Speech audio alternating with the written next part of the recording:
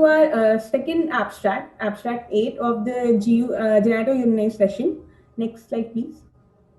This is the PACE-B trial published in the Lancet Oncology in September 2019, which is the patient-reported acute toxicity in PACE-B, an international phase 3 randomized control trial comparing stereotactic body radiotherapy to conventionally fractionated or moderately hypofractionated radiotherapy, CFM-HRT, for localized prostate cancer, published by D.H. Brand et al. Next slide, please. The PACE-B trial schema included 874 localized prostate carcinoma patients, T1C to T2C, T-stage, Gleason score of less than equal to 3+4, PSA less than equal to 20, MRI stage, ADT was not allowed, with performance status of 0 to 1.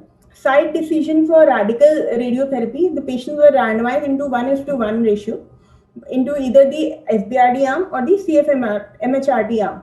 In the SBRD arm, the patients were given 36.25 gray in 5 fractions over 1 to 2 weeks.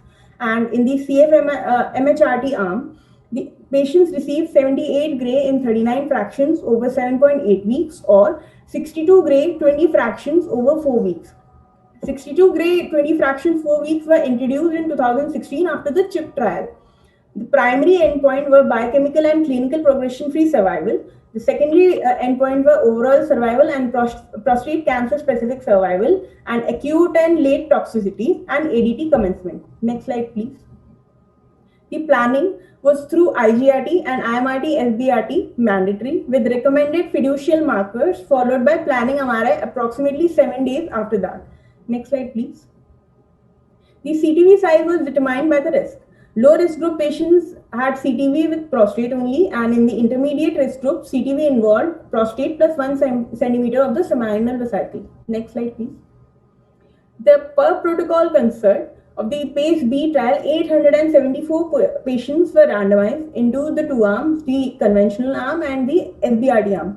In the conventional arm, 441 patients were involved, of which 16 did not receive RT and 2 patients crossed over to the SBRT arm. Any patient who received more than 1 fraction were a total of 432, and these patients were further analyzed. In the SBRD arm, 433 patients were considered, of which 10 did not receive trial RT, 9 patients crossed over to the conventional arm, and 416 patients received more than 1 fraction and were included in the analysis. 1 patient received both SBRT and the conventional RT due to setup issues. Next slide, please. These were mostly the intermediate risk groups and that to the favorable risk groups. In the conventional arm, 91.4% patients were above the intermediate risk. T2B to T2C, 52%, Gleason 3+4, 81%, PSA 10 to 20 nanogram per ml, 31%. In the SBRD arm, 92.1% of the patients comprised of intermediate risk group, of which T2B to T2C lesion more than 54%, Gleason 3+4, 83%, and PSA of 10 to 20 nanogram per ml, 31%. Next slide, please. More fiducial markers were used in the SBRD arm compared to the conventional arm. In the conventional arm, there were 57% patients with fiducials, and in the SBRD arm, 73% patients with the fiducials. Next slide, please. Largest CTV to PTV margin was used in the conventional arm. In the conventional arm, the isometric margin of less than equal to 5 mm was used in 16.4%, and in the SBRD arm, 98.5%, except for the posterior margin, wherein it was less than equal to 5 mm in the conventional arm, 72.5%, and in the SBRD arm, 99.5%. Next slide, please.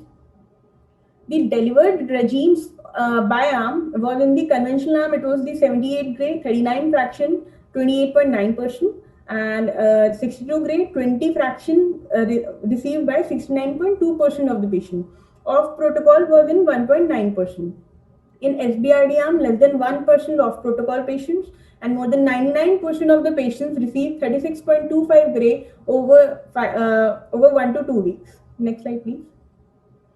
Now, the patients, they were then further compared for IPSS with changes from baseline compared at 4, 6, 8, and 12 weeks.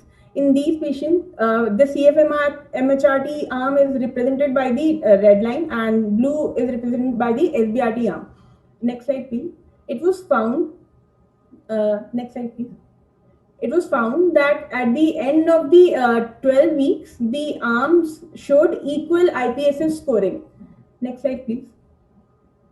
Next slide please. Yes, in the EPIC 26 changes from the baseline score, it was found that the urinary incontinence, obstruction, bother, bowel, sexual, and hormonal changes were initially seen in the 4 weeks in the SBRT arm and the CFM MHRT arm. Next slide, please.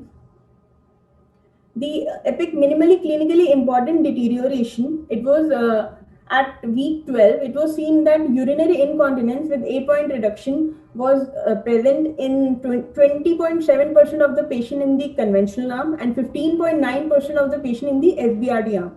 Urinary obstructive features were present in 34.4% of the conventional arm and 34.2% of the SBRD arm, with bowel symptoms present in 28.3% of the conventional arm and 28.1% of the SBRD arm.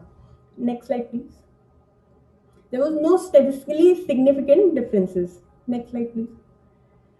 Now, the conclusion of the PACE-B trial is that it is the first randomized phase 3 trial examining 5-fraction SBRT versus the standard of care, conventional or moderate hypofractionated radiotherapy. There was no statistically significant differences seen in patient-reported outcome measures during the acute toxicity window, agrees with previously reported CRO data. Follow-up is ongoing for primary endpoint, biochemical or clinical failure, and late toxicity. Next slide, please. Next slide, please.